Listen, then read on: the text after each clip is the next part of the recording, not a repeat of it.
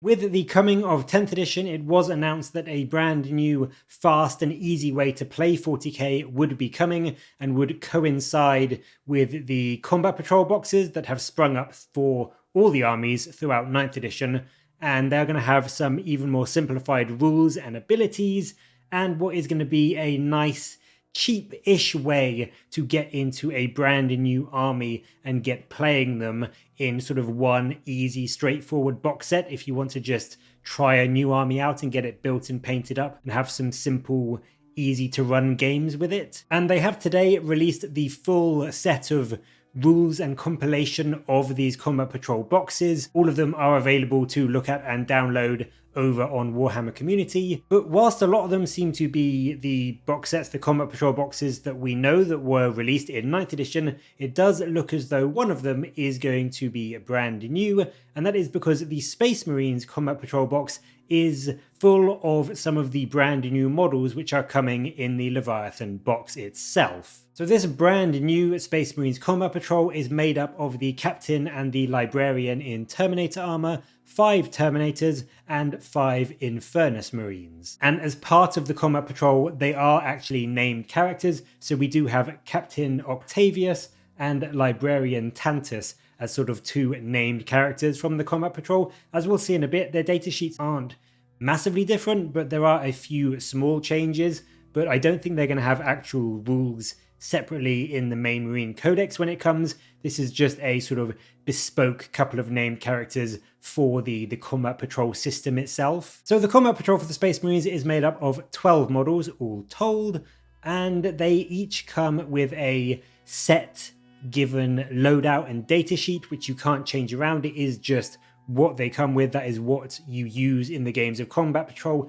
and this is GW's way of enabling them to move things around and change things around so that each Combat Patrol is balanced against one another and you can't sort of game it, or one army has certain upgrades or abilities that are just so much better than everyone else's, because it is a very set, unique system that you can't change around too much. There are a few things you have options for, but it generally just seems to be 1 or 2 options rather than just having an entire codex worth of upgrades and other weapons and that sort of thing to really try and break a character or break a squad. It's going to be very set so that they can, as I said, balance all these different combat patrols against one another without having to even rely on points to do it, because you don't even use points, you just use what is in the combat patrol to play these games. So yes, they come with a unique loadout, a unique datasheet, and some personalized enhancements and options.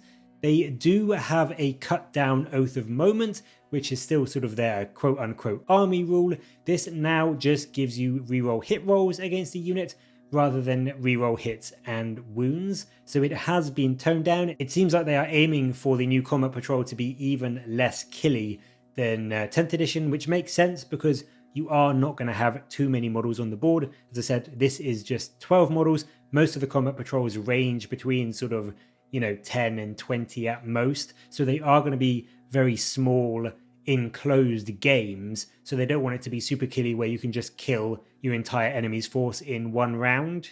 And then on top of that, you also have 2 enhancement options. You can either take Champion Duelist, which gives you precision and lethal hits on your melee weapons for the person you give it to, or you can take Oathsworn Detachment, which gives +1 OC to the bearer's unit. You also get an option of 3 stratagems to play as you're playing your Combat Patrol, and they are all fairly good actually. You have Gene-Wrought Resilience, Veteran Instincts, and Duty and Honor. Gene-Wrought Resilience gives you a -1 to be wounded if the enemy's attack strength is greater than your toughness.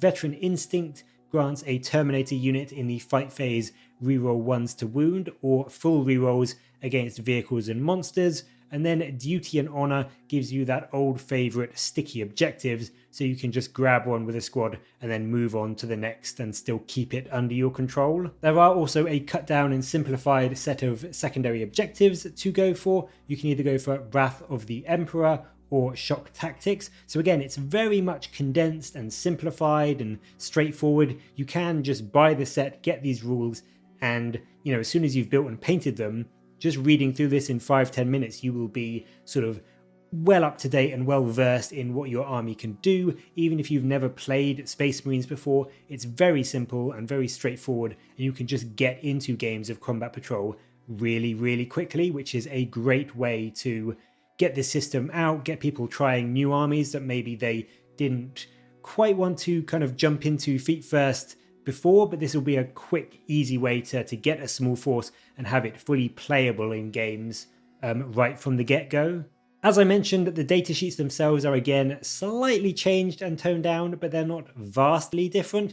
And as you can see, it does seem to be, in general, just a few abilities removed. So things like the Infernus Marines don't get Purge the Foe in Combat Patrol, and your Terminators don't get their Teleport Home rule, as well as you can see, having that more limited war gear selection. You can't just take things like the Cyclone Missile Launcher, the Heavy Flame and all that kind of stuff. It is just sort of what the options they have there. That is what you can use in games of Combat Patrol.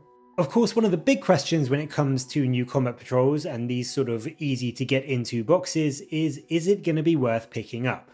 And I think, based on what we've seen with other Combat Patrols, this set could well come in at £95 because that is what all the other Combat Patrols are, which for 12 models is somewhat pricey. When you consider that the current Marine Combat Patrol is 18 models including an impulsor, so it's got a big vehicle too, this new one doesn't seem like the best value to me. Now, it comes to about 480 points worth of models, so although you don't use points in Combat Patrols, if you wanted these models to add to your current Space Marine army, that would be about 500 points worth of stuff to add to it. But in terms of the monetary value, although none of these kits are released yet because they are all Leviathan kits, we can take a little look around and guesstimate using some similar models to what it might be.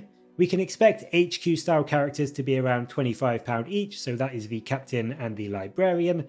The 5 Infernus Marines will probably come in a squad of 10 for around £37.50, so half of that comes to around £19 worth of Infernus Marines.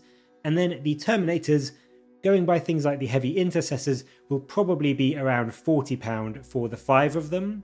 So all in all, that comes to around £109 worth of models for the box. So if this is the same £95 price tag that we see on other Combat Patrols, you're only making a saving of around £15, which is pretty much just about the 5 Infernus Marines. It's around a 13% saving off buying all of the kits separately.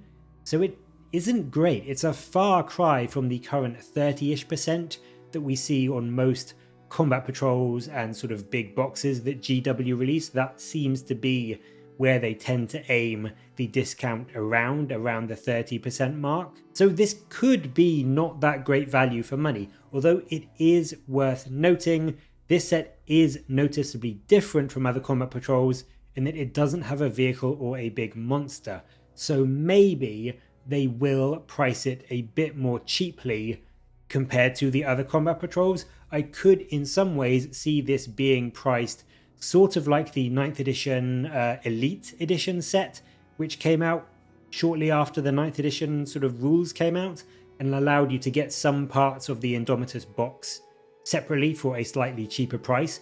The Elite Edition set was £65, I believe, so maybe this, instead of £95, will be around the £75 tag, which would get you a saving of about £34, and that would equate to around a 32% saving. So that, to me, makes a lot more sense. That is a lot more palatable for what you get in this box, so I could see that being a possibility if GW aren't just going to be super greedy and just put it at £95 just because all the other ones are. I think that would be a mistake, because if they do that, then this set really isn't the best value.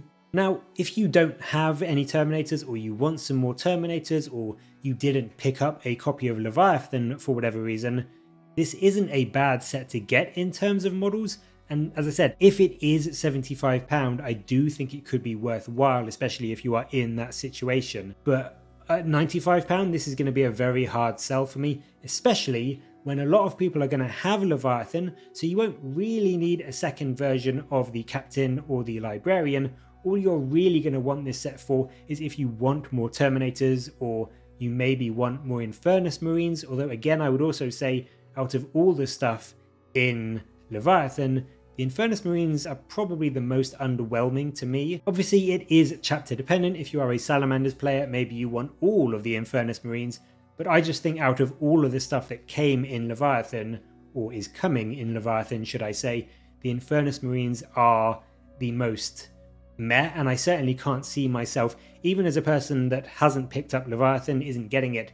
I do want the Captain, the Librarian and the Terminators, but I definitely wouldn't get more than one copy of this box just for that, because I don't think it will be worth it, and the Infernus Marines are completely useless to me. So I think all in all, the rules for Strike Force Octavius are decent enough. They are nice, they are simple, which is what GW said they would be. They are going to be a fantastic way to get into smaller, quicker games of 40k with this new combat patrol system. It's going to be super easy to teach a new player that's maybe never played 40k how the game works, and it will allow them to paint up this new force really fast and really easily. So from that perspective, I do like what they're doing with the new combat patrols. I think the system in itself is a really, really good one, using these established boxes and tuning them so that people don't have to worry about points or upgrades or anything like that. They can just kind of buy the box, paint it up and dive into games before they then expand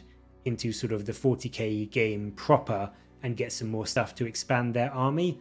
I just can't help think that this one, unless it does have a bespoke cheaper price tag, almost feels like it's going to be left on the shelf because there isn't much in here that people are going to need, and certainly you are never going to need more than one of these boxes, whereas some of the other combat patrols, if you get 2 or 3, they can be a really good way to get a very solid foundation for expanding your army further. So I think all in all, it is cool to have these unique simplified rules in a quick, easy game to get into. Having an extra 500 points to bring in bigger games of regular 40k is also nice, especially if you didn't get Leviathan, but it is all going to depend on the cost, because at £95, this box is not worth it in my opinion, but at 65 or 75, this could be worth a go. So that is Strike Force Octavius.